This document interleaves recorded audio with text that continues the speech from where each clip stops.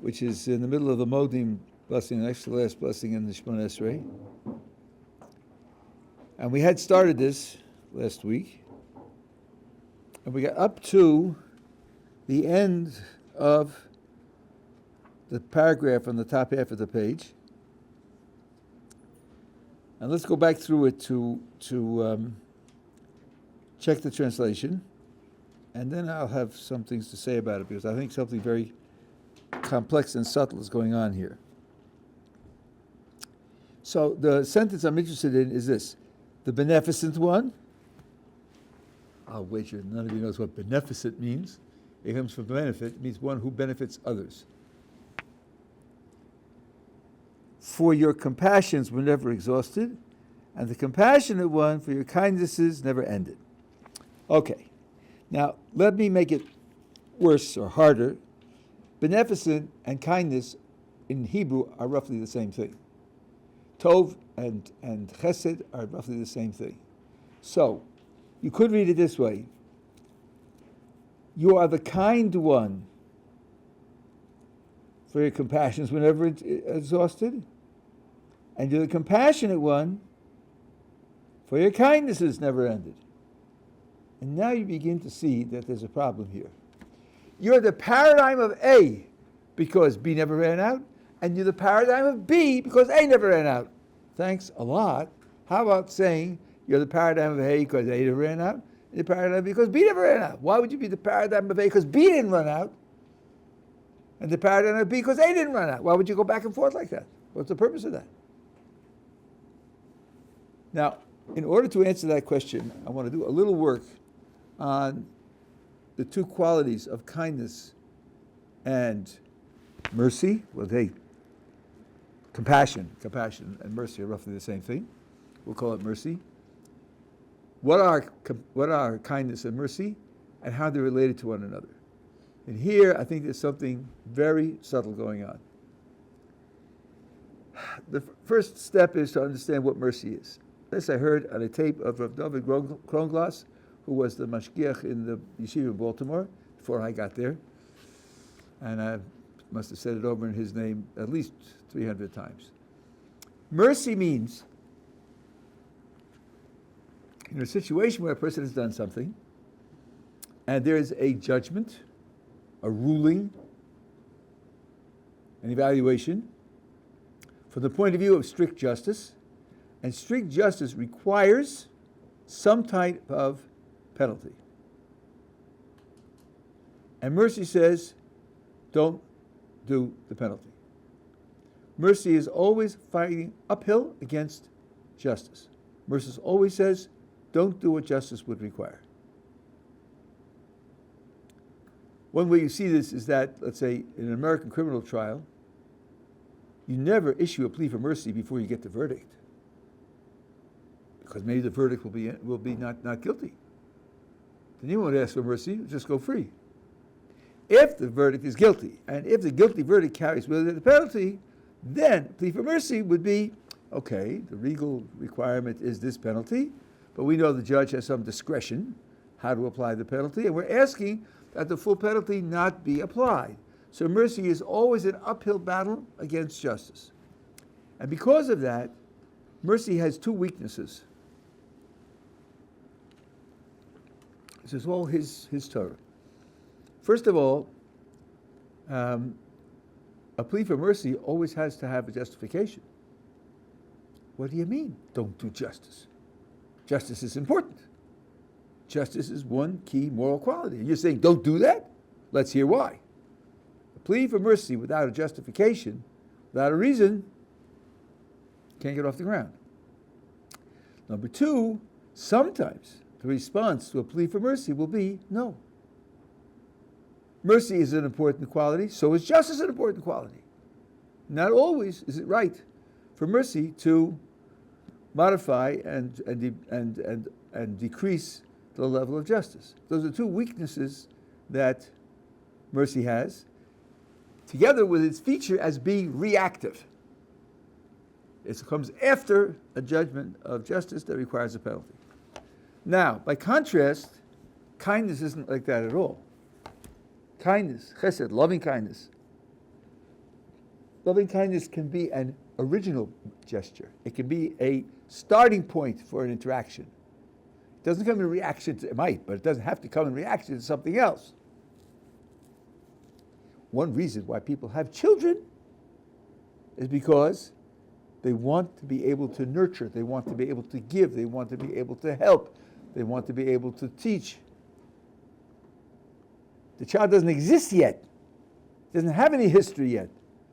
The loving kindness is what motivates them to bring the children into the world. So loving kindness, unlike mercy, isn't reactive in its essence. It could be a reaction, but it doesn't have to be, number one. And number two, there's no force for a justification. Oh yeah? You want to do a kindness? Why? What's your justification for doing a kindness? The answer can simply be, kindness is good. Kindness itself is good. Doesn't have to be, because it's not uphill fighting against anything else. And there's really nothing to put any limits on kindness. Only 42 units of kindness, not 46. Cut it off at 42. Why? Why? Why should I do that? So kindness and mercy are really two different qualities. I have said to you that the purpose of creation, the whole motivation for creation, is loving kindness. Hebrew is chesed. There's a verse in Psalms, in Tehillim, Olam chesed yiboneh. The world is created out of loving kindness. And then I met the first disturbing factor. One of the names of God is the one that's spelled with a yud and a hey and a vav and a hey, the four-letter name, what the sources call the most proper name of God. Yeah, not perfectly proper, but most proper name of God.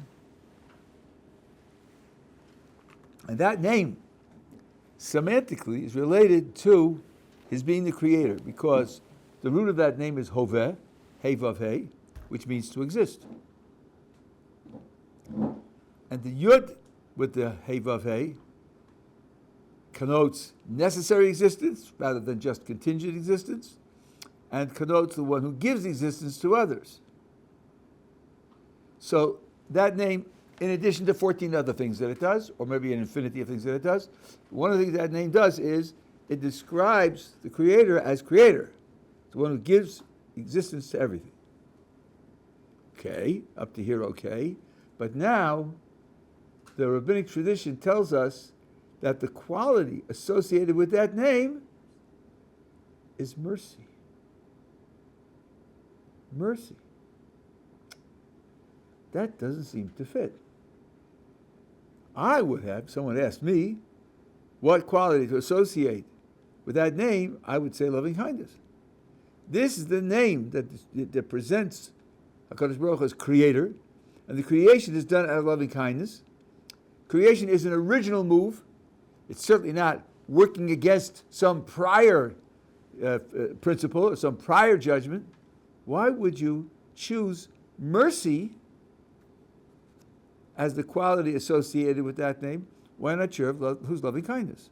That bothered me for a considerable amount of time. I'll tell you what I think the answer is. There are other places where this answer applies. It's a long, long story. I'm not going to do the whole thing this afternoon, unless you push me. But I want to tell you what I think the answer is. I think there are two different kinds of loving kindness.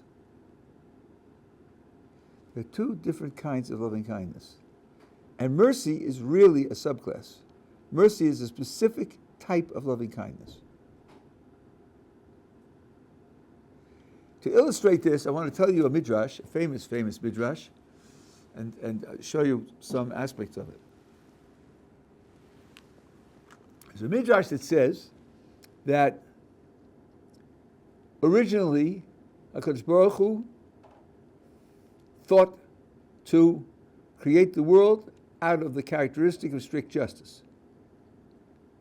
But he saw that the world would not stand, the world would not be able to function and come to success if he creates it out of that name, out of that principle. So therefore, he added mercy to it. Now, this is one of the places where the Midrash says something which can't be taken literally. It isn't as if because Baruch was a kind of experimental planner. He said, let's see, how about strict justice? Let's run a simulation of that, my Cray 16 computer, 2,000 years down the line, crash. No, that's not a good set of variables. Let's try strict justice with mercy. Let's run that with a double feature. Look at that, 2,000, 3,000, 4,000, 5,000, doing fine. Okay, I'll do it that way. That's clearly not what it means. So it means something like this. There is something very important to be accomplished by creating the world with strict justice. There's some terrific value in doing that. But if I create it with strict justice, although it would be projecting towards that great value, it's going to crash. Oh, it's going to crash. So I don't do it that way. Let's see if I can find a way that I can get that value and yet prevent the world from crashing. And the way we do that is to add mercy. Well, it also isn't, I tried it one way and saw it the other way. It's rather a set of statements. Done this way with strict justice only, there would be great value and it would crash. And that's why it wasn't done that way. It was done with strict justice plus mercy, and that way you can get both. But now let's push the scenario a little further. If the first thought was to get the great value by creating it with strict justice, it's going to crash, why isn't the conclusion do nothing? Do nothing. The idea of having a world isn't worth it. Because strict justice is the perfected world, the ideal world, and it's not going to exist. Give it up. If HaKadosh Baruch Hu's top priority was strict justice, if that were the origin of all of his activities, that would be the outcome. Strict justice can't be served by a world, don't make a world. But that isn't the truth. The truth is that strict justice serves a higher master. Strict justice is the vice president. The president is loving kindness, as I told you. So you have to imagine loving kindness behind the whole system. Loving kindness says, I want to put strict justice in as the theme of the creation. And then the response is, okay. Putting strict justice in as the theme of the creation would serve a very big, important purpose, but it would also cancel out the creation in the end altogether. At this point, the situation goes back up to the president. Okay, loving kindness, you wanted to do it with strict justice in order to get that value. You can't have it straight the way that way by strict justice alone, because it'll crash. What do you, loving kindness, want to do now? Oh, well, if we can't have it with pure strict justice, we'll have it with strict justice and mercy also. Where's the motivation for putting the mercy in coming from? What's the parent that gives birth to mercy? It's kindness. It's loving kindness. Only loving kindness operates twice. First, it operates to put into position a system with strict justice in it. And then it operates to modify that system so that having only strict justice won't lead to a crash. So really the motivation for putting mercy in at the bottom to modify and soften strict justice comes from loving kindness also. Only it's a different application of loving kindness. Now I want to sort of describe the difference in certain terms. Again, this doesn't go to the end of the story, but the difference. One way to see the difference between them is this: first, the first move of loving kindness is what system will be the system that will produce the maximum value. That system will be the system of strict justice. Now let's see if you remember from yesterday. Why would that be? Why would strict justice be the system that will give you maximum value? Because strict justice supplies that you earn what you get, that you deserve what you get, that you have your dignity and self-esteem and your honor, that you aren't given something for nothing. You avoid the bread of shame. So if you have a system which would survive and people would qualify under strict justice, then that would be the ideal. That's a system for the totality. Now, what's the objection? The objection is it's going to crash. What does it mean it's going to crash? It means Reuven won't make it. Shimon won't make it. Sarah won't make it. The list goes on and on and on. This one won't make it. That one won't make it. That one won't make it. So loving kindness says, I can't tolerate that. I can't tolerate that. Because loving kindness wants Reuven to make it, and wants Shimon to make it, and wants Sarah to make it. This is loving kindness dedicated to each individual. Not loving kindness setting up a global system that will maximize value, but loving kindness that applies to each individual, wanting that individual to be successful. That's mercy. Mercy applies to the individual, so mercy is really loving kindness for the individual who's in trouble, who isn't going to make it. And I believe that's what is meant when the rabbinic tradition says that loving kindness, that mercy is the characteristic associated with the name that connotes God as creator of the universe. He creates the world with mercy. Not just loving kindness, which would work as a global feature, maximizing benefit across the board if it worked, but with a commitment to individuals. The individuals should make it. So I think when we talk about mercy, mercy is also loving kindness. Just loving kindness applied to a certain system and a certain circumstance where justice is in place and people are failing according to justice and wanting to bring them in also. I think it's not a contradiction to say, as if to say it's mercy, not loving kindness. And why is it mercy, not loving kindness? Because mercy itself is a kind of loving kindness. Okay, we together so far? Now let's go back to the text. The text said, you are the kind one, for your mercies never are exhausted. Well, yeah, that's right. Your kindness is so complete and so far-reaching that it produces mercies when mercies are necessary to save individuals that are otherwise going to be lost. These words, as I understand them, as I read them, are a direct expression of the idea that I just told you. And now the opposite is the same as well. And he's very merciful. His mercies are plentiful. Why? Why is he so merciful? There are lots of reasons why people can be merciful. Not just because their essence is loving kindness. For example, a person can be merciful merciful to Peter because he needs Peter, and and he's useful. Peter's useful to him, and if justice gives Peter the penalty, he won't be useful anymore. It could be completely selfish. Doesn't have to have Peter in mind at all. Simply, I need him.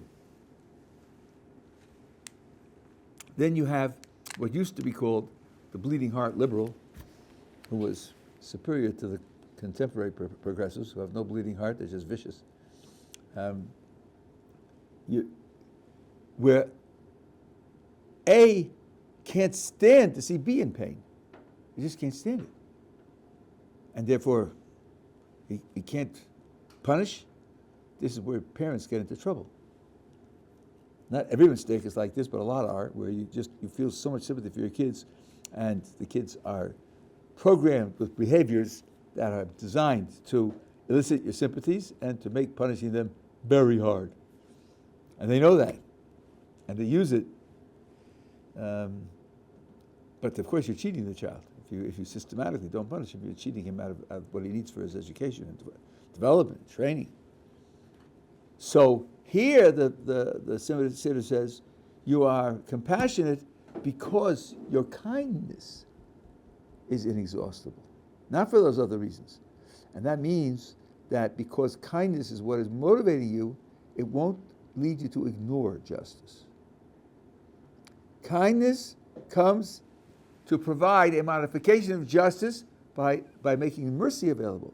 But mercy has limits, as we said, because kindness wants the ultimate best outcome, and that requires sometimes acting in terms of justice. I think these words here express these two very, very deep, subtle ideas, and that's what one should try to have in mind when one says these words. Did you want to say something? No? Okay. We're all together? Okay. Now, the ending of the Shemona Esrei as a title of a section, is called Thanksgiving. And that characterizes this blessing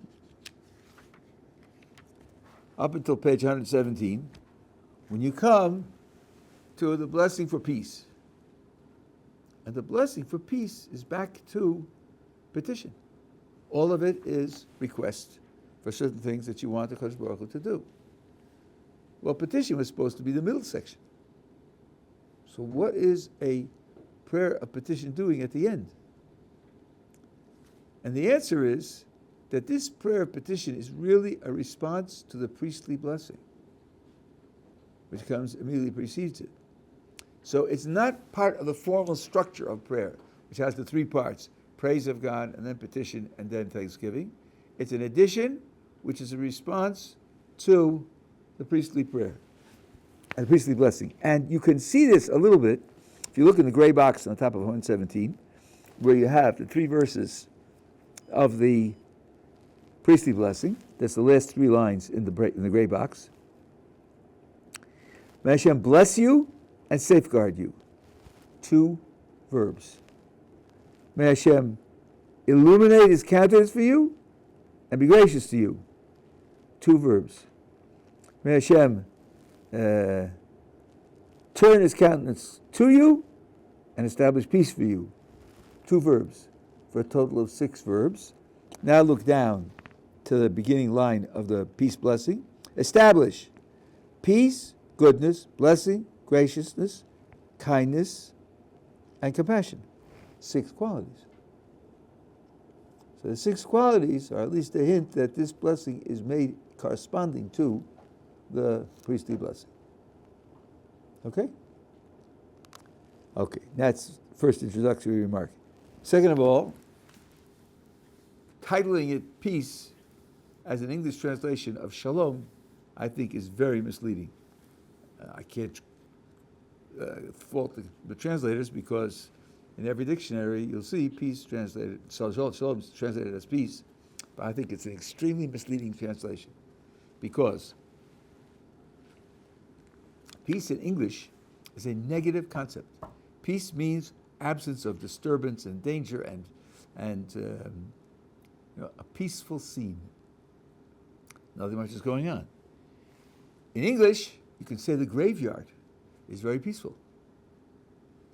In Hebrew, shalom comes from a root shalem, which means complete, integrated, perfect. You can't say shalom about a graveyard. You cannot do that. So, and by the way, when we ask for shalom, we're not asking for a ceasefire or temporary cessation of hostilities. Shalom means sharing and mutual aid and mutual concern, not just putting down your guns. It's one of the differences between what we're looking for and what they're looking for. So we have to think of this as a blessing that somehow describes an ideal state of circumstances, using shalom as its theme. Now, there is a statement in the rabbinic tradition which says the only kli, the only vessel that holds blessing is shalom. The only vessel that holds blessings is shalom. Blessing usually means a multiplication of something which is already in the world. And it very often refers to the material world. Indeed, Rashi's commentary on the 3 verses of the priestly blessing, where it starts, may Hashem bless you, he says, bless you in your material possessions. Blessing definitely be material. We spoke about the fact that the real blessing in the material is satisfaction. We spoke about that, but I'll go back to that again. So now, one of the things that Chazal are telling us is, if you have a multiplicity of physical possessions, the only thing that will preserve it and give it its value is if there is shalom.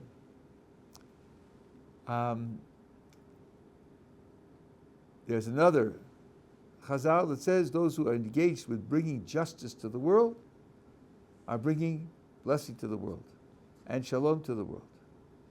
Now, let me give you an illustration of this. It's one of many possible illustrations. I went to Mexico twice to do Shabbatons, and while I was there, I was told that Mexico has the natural resources to be the 5th richest country in the world. It has oil, it has uranium, it has gold, it has all sorts of resources. I was also told when I was there that Mexico City had 16 million inhabitants, 3 million of whom were homeless. So I said, let's try to put 2 and 2 together and get 4. They have natural resources to be the 5th richest people in the world, nations of the world, and there are 3 million homeless in their own capital? Like, what's that? Why is that? And then somebody said, well, I'll give you an illustration as to why this is true. There's a city on the west coast of Mexico, and the whole city is owned by one person. That's interesting. Did you ever hear of a city owned by one person? I didn't. So I said to him, how did that happen? Very easy, he said. He was a general in the army, and he ordered the army to build him a city.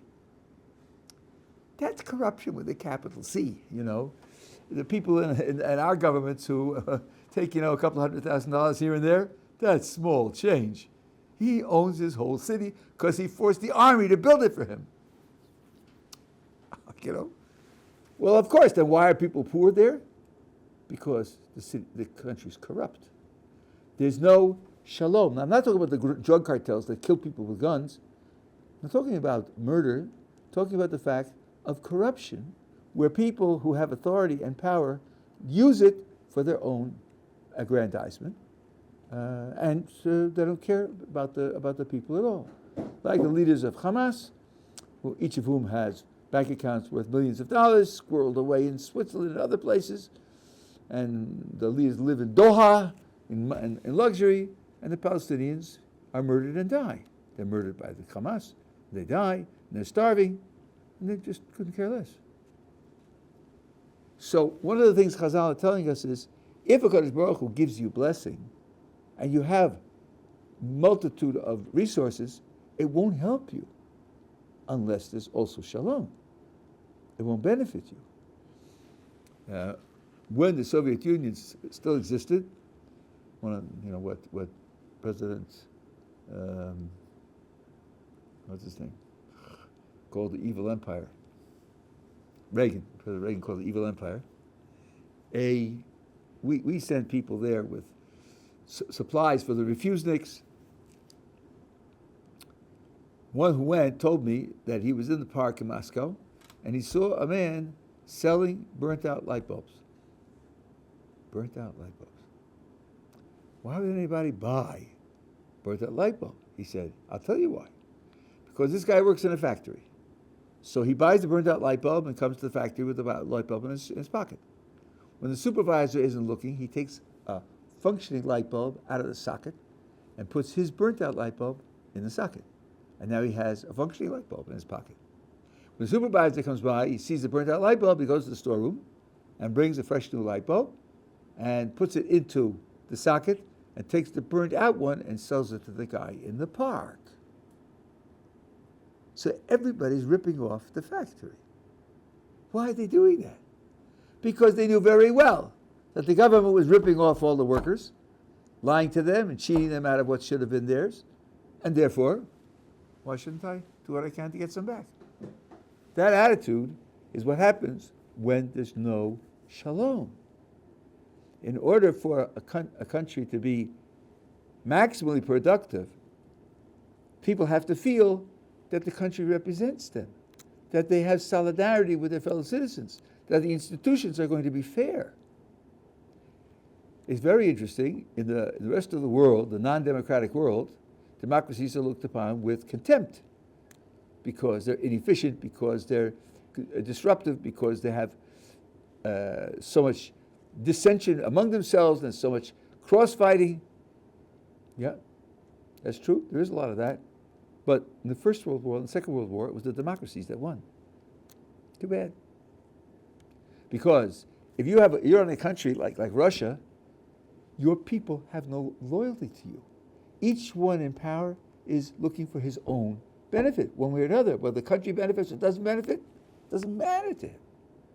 You're not going to have a strong country if people don't believe in the country and are not willing to work for the sake of the good of the country. Democracy produces more shalom than dictatorships do usually. There are odd cases of benevolent dictatorships where people love the dictator. That does happen. In a certain sense, you have a very good society that way.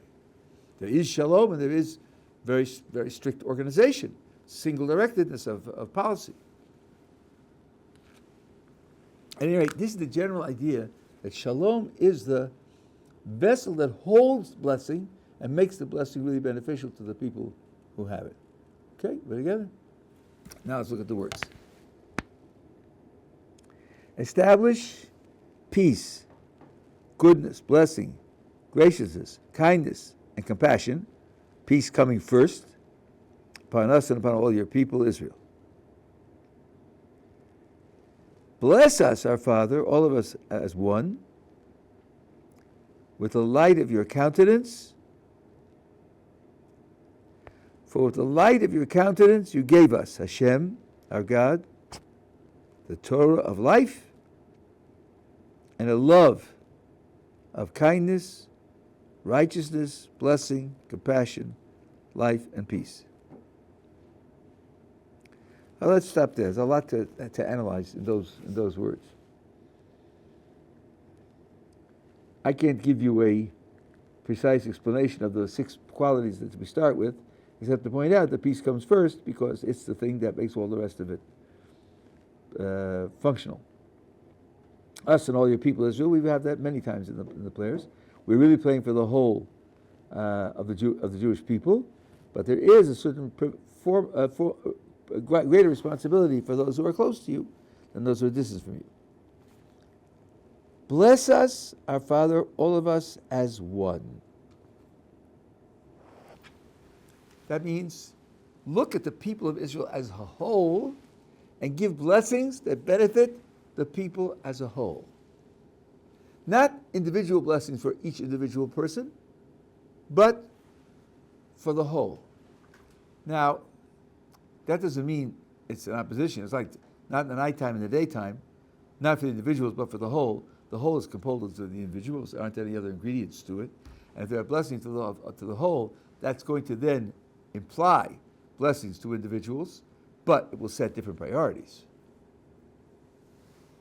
So if I look at myself and my relationship to the Creator and the life that I lead and the decisions that I make, I can think of blessings that would be relevant and appropriate to that reality, but then I'm a parent and I'm a sibling and I have my neighbors and my community and my city, and then my existence is different in relationship to all those connections, and all that has to be taken into account when a blessing is aimed at me personally.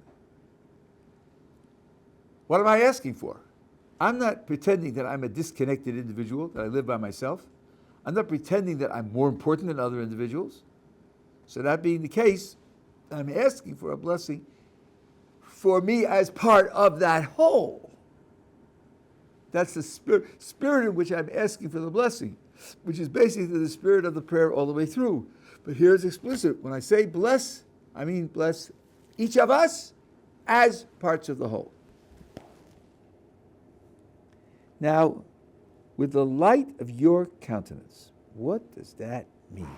Countenance is just a fancy English word for face. Okay, the light of your face. But then, of course, God isn't a physical being. He doesn't have a face. Well, let's see. Let's go back to the priestly blessing. What was the third verse? May Hashem turn his countenance, his face, to you and establish peace for you. That's written in the Torah. So obviously, something is meant by referring to Hashem's face as turning it to you, and the blessing of the light of his countenance. One thing this means, out of an unlimited number, that I learned from the Ramchal, Moshe Chaim Luzzatto, is this. When events happen, sometimes it's just this happened, this happened, this happened, and this happened. Sometimes the events have a certain complexion. There's a certain theme, a certain consistency. And there's a sort of communication in the consistency. So, for example, a child may be upset when he gets punished, but at a certain age, 7, 8, 10, starts to think, when do I get punished? What's going on when I get punished? Oh, usually it's when I'm beating up my younger brother. That's certainly a consistent theme. And when I get punished, maybe there's something wrong with beating up my younger brother. You could get that, could come to that conclusion at the age of 11. Maybe what my parent is communicating to me is, this thing shouldn't be done. Because it's not just each punishment, it's the consistency with the punishments would then lead to a perception of a certain value. It's a sort of communication. Sometimes the communication is a communication of a smile. My wife and I have had experiences which we think are really extraordinary, and they're of one kind. When something is lost, give charity or promise charity. There are traditions to do that. Rabbi Balanese, we just had now another one, a new person. I forget, Akiva of London. And it's uncanny the number of times that it has worked. It's uncanny. In her case, just recently, there's a book that she misplaced. I looked throughout the whole house twice. She looked throughout the whole house twice. And we didn't find it. She heard about this person, and she gave some charity in his name. In 3 minutes, she found it. 3 minutes later. And it wasn't hidden anywhere. It was put in the bookcase, sort of crooked, in a way that you couldn't quite notice it. And then she noticed it. That's really remarkable. So we feel there's a kind of communication there. I'm helping you. I'd like you to know that I'm helping you. And there's a Jewish tradition that if you do it together with charity, that is something which is relevant to finding lost things, and I'm showing you that it works. And when you feel that, you think, wow, thank you very much. You showed me something, and feeling that, realizing it is very precious. And in fact, I'm going to go a little deeper here, because there's a general theme here which is really extremely important. Now, this comes from the Kedushas Levi. Do you have something that you want to say? Yeah. No. Oh no. Okay. So let's say a miracle happens to you and you're saved from a danger. There are two ways to look at it. This has happened to people. You're riding a motorcycle up a mountain road, twisting mountain road. You're coming around a curve. There's a truck, and it's coming down too fast, and you can't get out of the way, and it hits the motorcycle. You and the motorcycle are thrown into the air. You separate from the motorcycle. Motorcycle falls down into a 300-foot ravine, and you have your jacket caught on a tree growing out of the mountainside, and you're caught hanging there. And 3 minutes later, an ambulance happens to be driving up the road and notices you and takes you down. I think if that happened to you, you'd say thank you. I think so. But now there are two ways to look at it, says the Kedushas Levi. One way to look at it is like this. I'm saved. I'm alive. How did this happen? Why am I alive? My jacket got caught on a tree. That's amazing. And then 3 minutes later, hello, what are you doing down there? My motorcycle. And I got caught. We have a rope. We'll get you out. Wow, look at that. I'm saved. I'm pulled out. It's a miracle. Thank you very much. Thank you very much. That's one way to look at it. Here's another way to look at it. Where am I? My jacket is caught on a tree. What's the probability of being hit by a truck and my jacket being caught on a tree? 0. Okay, and then the ambulance goes by, and they pull me out, and the ambulance goes by and pull me out. Ribono Shel Olam, this could only be you. This wouldn't happen by accident. This could only be you. Thank you for showing yourself to me. Thank you for communicating openly with me. And yes, of course, by the way, I would have died. That's true, I would have died. You saved my life. Thanks for saving my life.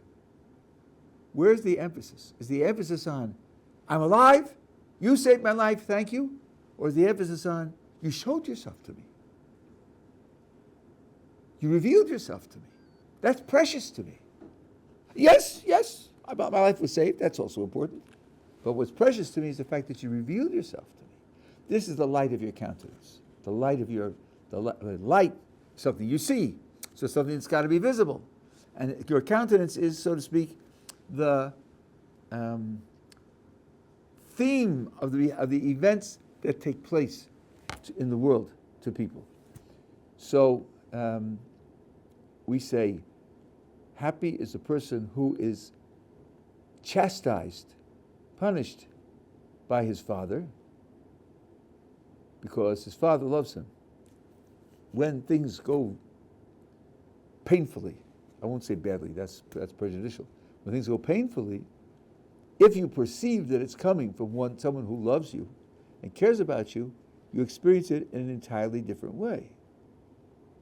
That's what happens to the 11-year-old when he finally figures out that his parents don't hate him because they won't let him have the 6th ice cream cone. But they love him because they want to let him have the 6th ice cream cone. He experiences it in an entirely different way. This is the light of your countenance. Show your countenance. That countenance, which we said 13 minutes ago, goes back to loving kindness. Show your loving kindness to us so that we can feel it, see it, perceive it. And by the way, I'll just add one more little footnote here. I said that's the light of your countenance. Ramchal,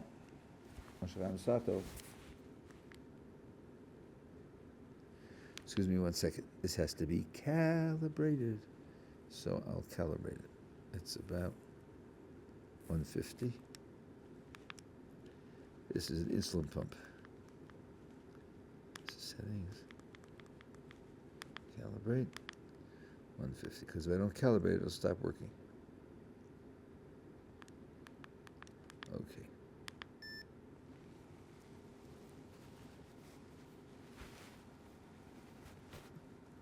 The Ramchal talks about a principle of Gilu HaYichud.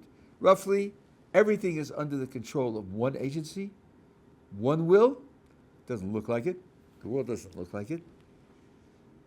Indeed, I had a very thrilling experience this morning when I was learning the Ramchal, the Maharal with a friend of mine. He said word for word something which I have said intuitively many times, and I was thrilled to see that he says it.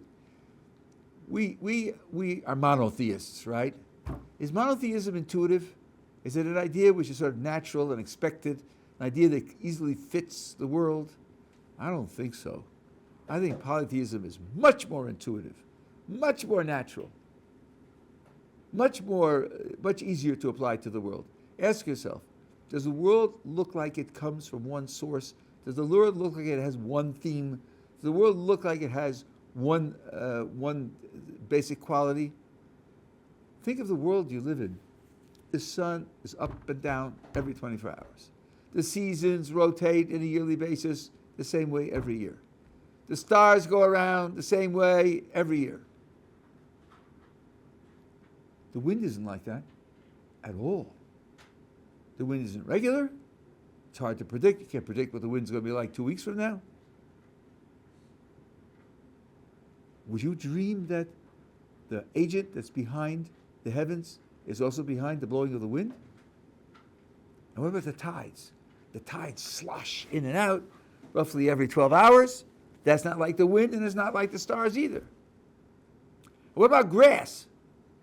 Grass grows, And in the northern climates, you have it in the summertime. Wintertime, it all dies, comes back in the... Would you think that what makes the wind blow makes the grass grow? Why would you think that? The world looks very variegated. It's lots of variety in the things in the world. It's much more natural to think there's one agent behind the sun, there's another agent behind the wind, another agent behind the sea, another agent behind life, another agent behind death, agent behind war, because these are very different phenomena. They don't look at all like they're coming from one agency. We as monotheists have to take the idea of singular agency and then project it on the world and say, okay, the world has 16 or 104 or 4,920 different themes, but it all comes from one source. Okay. That's a job. Ramchal says this in his chapter on the Shema in the Derech Hashem. History also. History doesn't look like it has one agent behind it pushing it consistently towards an end. History has starts and stops. It has retrograde where things go terribly. It has things that happen which seem to have no relevance at all. But that's not true. The truth is, there's divine providence running history, and all of it is programmed from one agency. So Gilui Yichud would mean the gradual revelation of the fact that there's one agency behind everything. That's what he says. But I think there's another element which he's taking for granted, which he doesn't always stress. Is it enough that it have one agency? Wouldn't we want to ask, okay, there's one agency behind it, but who is that? What are its principles? What are its goals? Why is it doing this? I think we need also to know who the agency is. And from our point of view, the agency is the one who runs the creation with loving kindness. That makes it what we call divine, rather than something else. So this again is the light of your countenance. What's the light of his countenance? Well, at least it is something that projects loving kindness, because that's why he created and how he runs the world. That's what makes it his. So unity alone isn't enough. It's got to be unity with his stamp on it, with his identity on it. And that's what loving kindness does. So that's what we have here of, says, bless us, our Father, all of us as one, with the light of your countenance. For with the light of your countenance you gave us. Now here we have to be very careful. Gave us, Hashem our God, the Torah of life. Yes, okay. And a love of kindness. You put in us a love of doing kindness. You made that part of our essence. We're thanking him for making us the way he made us. Okay. Now, righteousness. Well, how does it work? Is it that you gave us righteousness, or you gave us a love of righteousness?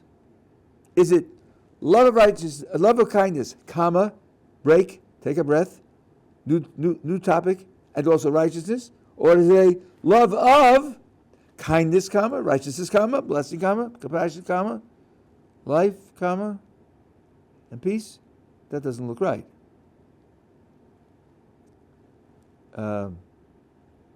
Because love of blessing is natural. It's nothing to be remarkable about. Blessing is something which really benefits you.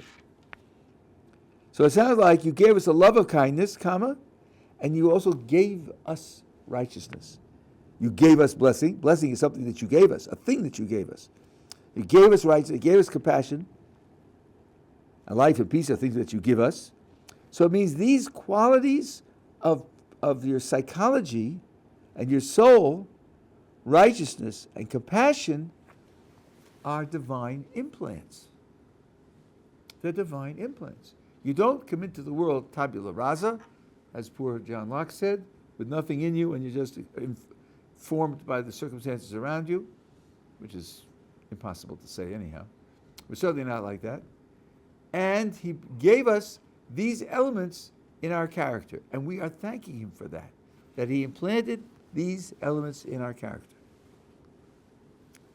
Okay. But now, we have spoken about this. A human being has a good inclination and an evil inclination. What about jealousy? What about aggressiveness, the need to win? What about being addicted to pleasure and so forth and so on? Aren't they also part of us? How do we feel if we thank Hashem for the good qualities that he gave us, and then recognize that he gave us qualities which are negative qualities?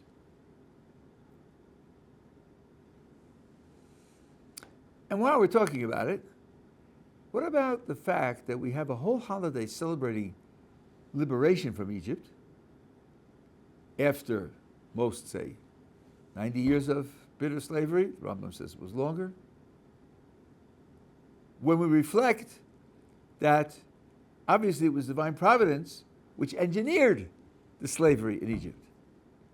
So if we're giving thanks for being liberated from Egypt, which we think of as a great benefit, how do we feel about the fact that we were put into slavery by the same agency, divine providence, which we're not giving thanks for?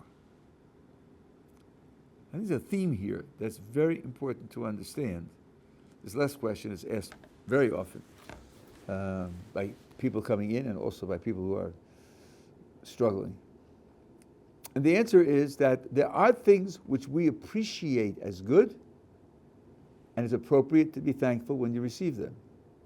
And then there are things which we believe are good because they're meant to benefit us, but we don't always see how and why they benefit us. And then the obligation of gratitude is either non-existent or very, very much less. If someone gets hit and doesn't know why he's getting hit and can't see the benefit of getting hit, maybe he could train himself to say thank you out of understanding, but it would be hollow. It wouldn't be something that he really means. And the expression that we give is something which should be a fair expression of our own psychology. And you have this in the laws of blessings. The Mishnah says that if something good happens to you, you make a blessing in thanks to God. If it benefits you and others, it's Hatov HaMeitiv, he is good and does good. If it benefits only you, it's Shechayonu, you kept me alive to this moment when I can experience this wonderful good. And if something happens to you which is bad, you don't say the Shechayonu.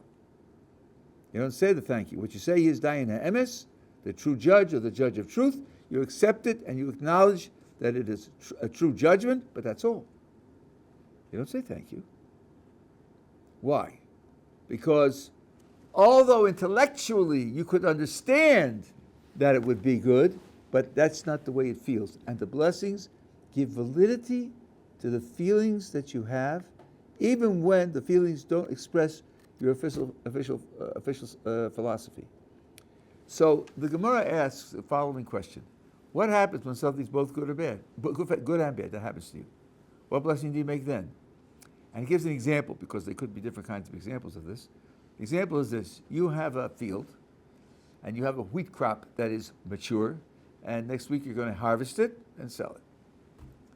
But there's a river running at the bank, at the edge of your field, and the river overflows and swamps your field and destroys the crop. That's bad. But in swamping the field, the river deposits silt from the riverbed on your field, and your field is now much more fertile and much more productive. And within 3 years, you'll make up the loss and be making a profit. That's good. What blessing do you make on this compound event? And the Gemara answers, only the blessing on something bad, not the blessing on something good. Why? Because the bad you experience now, you put in 8 months of work to produce that crop of wheat, and it's now destroyed. You feel terrible about that. 3 years from now, you'll be making a profit? Yeah, 3 years from now, I'm making a profit. But right now, I feel terrible about the crop. Your feelings are tied to the here and now, much more so than your ideas. Yeah, I understand my philosophy. God did it for the good. In this case, being a farmer, I know that the river overflowing is going to make my field more fertile, but I don't have that effect now. So it's the feelings that are expressed by the blessings that we made, and that means that the feelings are relevant. So, why were we put into? Why did slavery take place in Egypt? First of all, because we failed in certain ways, and second of all, because preparation for the receipt of the Torah at Sinai required a certain preliminary period, a kind of rehabilitation from prior disasters. So there is a reason for it, but to express gratitude over pain and suffering, which has a good result, is something which we don't do. And the same thing's true when someone gets hit for a reason that he doesn't understand. He's not going to express that kind of. So now, let's take these negative elements of character. Yes, I'm going to say more about this tomorrow, but at this point, the negative elements of character, jealousy and pride and desire and other things, which are, now I'm going to be very careful, part of who we are. I didn't use those words before. I used more specific and stronger words before. They're part of who we are. The first attitude we have to have is, although we're going to recognize that they're dangerous and they're destructive, but they're there for a purpose. And we're not going to thank God for blessing us with them, but we'll take the attitude of Dayan Ha'emes. It's there for a purpose. It's true. The judgment in it is appropriate, but I'm not going to treat it in the same way as the ones which I directly appreciate as beneficial. And tomorrow we'll say a little bit more about it. I think this is a very deep theme which has lots of applications. Are we together so far? Okay.